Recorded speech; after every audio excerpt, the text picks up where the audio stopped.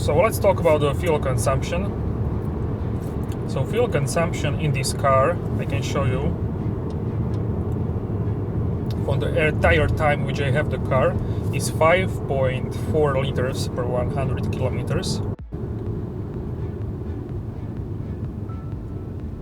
I will show, of course, how much is it in MPG. Is it much or is it not much? For me, it is normal fuel consumption. My driving style is that most of these kilometers I drove on the highway with 130 speed limit, 130 kilometers per hour speed limit, 80 miles per hour. And then if you have a higher speed, then the wind resistance to the car, even if this is aerodynamic car, the wind resistance is much higher, and the revs are higher, of course, even on the 7th gear. So yeah, of course, we have also our north highway is like up and down, a lot of ups, because there are like mountains in the middle of this highway. And yeah, in the city, I can show you now, the mix which I drove today is 5.6 liters, because I drove also on the highway. If it's just pure city, it's around 7.5 during the winter, because diesel engine needs to warm up to appropriate temperature, then it can be more fuel efficient.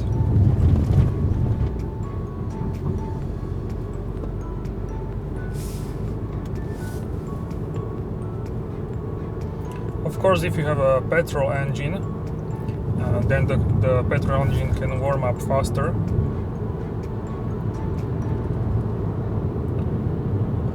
So in the city it's around, I would say in the summertime it's around 6 liters, maybe, yeah, around 6. And during winter it's 7.5, around this. Also depends where are you going in the city. If you are in the traffic jam, like a lot of the time, then it can be like 9 liters, no problem.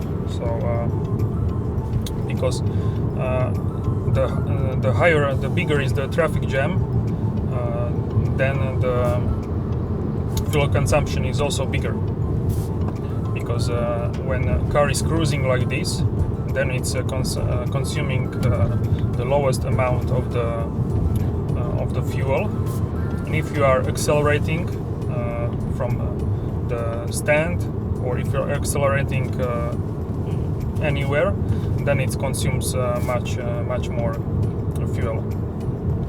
So I can see here, if I swap with this button, I can see how much I'm consuming right now at this moment. So it's like 2.9-3 liters, because I'm going 50 kilometers per hour, which is like 30 miles per hour. And yeah, I'm on cruise control, I'm just cruising. So yeah, I would say this engine is mainly for Europe, as far as I know. It probably wouldn't be sold anywhere else. There will be more engines, also diesel ones and also the petrol ones. Now are available 180D, which is this car, and then there is available to order now 200D and also 220D.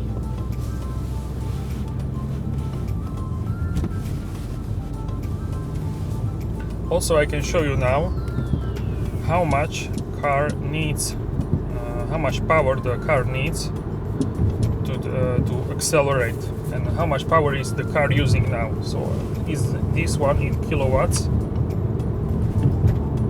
So this car has I think 86 kilowatts, which is 116 horsepower.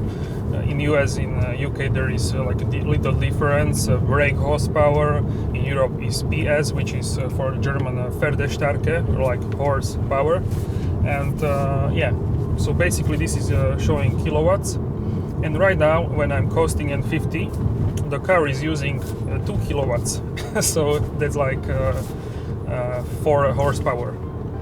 So the most amount of the power you need when you accelerate hard.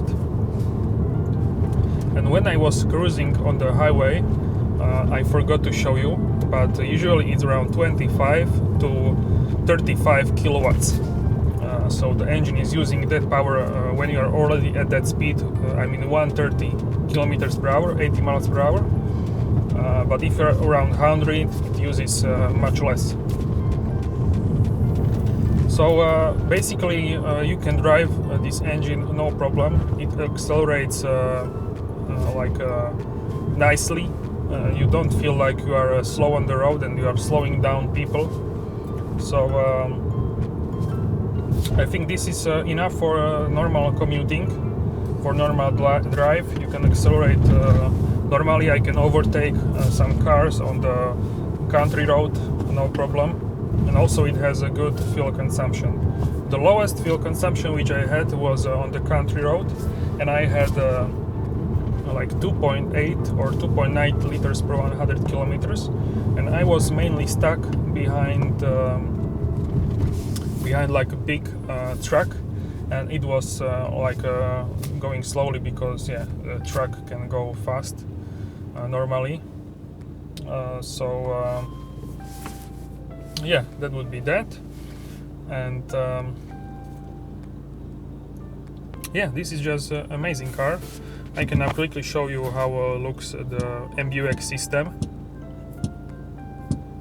You have phone, navigation, radio, media, vehicle info, Mercedes Me settings, and here you have let's start with the speedo. So this is speed, then you have a rev counter, then you have actual consumption, eco display, fuel consumption from the start and all the stats, and fuel overall from reset fuel consumption. Then you have driving styles with this the dynamic select. So you have eco, you have a comfort, sport, and individual mode. So usually I drive in comfort or individual. And when I'm standing on the traffic light like this, I don't need to step on. I don't need to hold my feet on this brake pedal, because when I stop, I just need to firmly press and push. Press and release my foot, and then I can see here the hold icon, and then the car is holding. It's like a hill assist, but you can also use it in the city, so you don't need to stand with your feet on the brake. So here in my city we don't have the best roads, so it's not like in Dubai or something. I don't know. It's not the best. It's also not the worst in the world. So I would say it's like average. It could be better. It could be worse. So it is what it is. But at least I can show you how this drives on not perfect road, because every car drives great on the perfect road, but on the worst road you can feel how is the car. So this is the AMG suspension in the AMG line. So but it's called the AMG Sport Comfortable Suspension. So it's more comfortable like real AMG suspension. But these days AMG has adjustable suspension, so you can have a comfort and you don't need to have it in sport all the time. But I think this is a really nice compromise between sporty drive and comfortable drive. So it sits nice in the corners.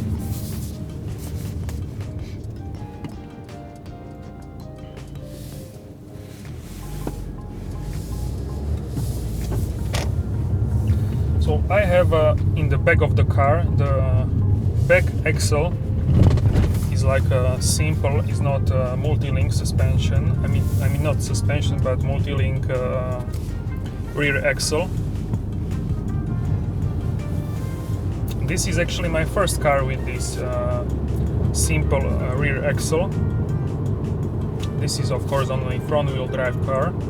Later there will be a 4MATIC version of this car. Already is possible to order, and some customers already took delivery of 4MATIC versions. Of course, there is a base entry AMG A35 car. So if you live in like a snowy area, or if you live in like snowy area, it's maybe worth considering to have a 4MATIC. But other than that, you don't really need a 4MATIC. Of course, if you have an AMG R35 or next year there will be A45 and A45S, and then you need then you already have like a 4MATIC, and you can't have it without it. So I think 4MATIC is great thing, but then also the price of the car is higher. So that's like in every brand like this.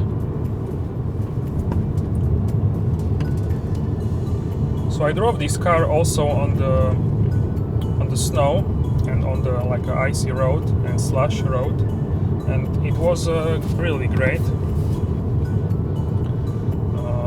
Of course, you need to drive more carefully in the winter overall, and also with the 4MATIC you need to be careful. But it's not like something terrible, so you can drive it. Of course, it depends how strong is the winter.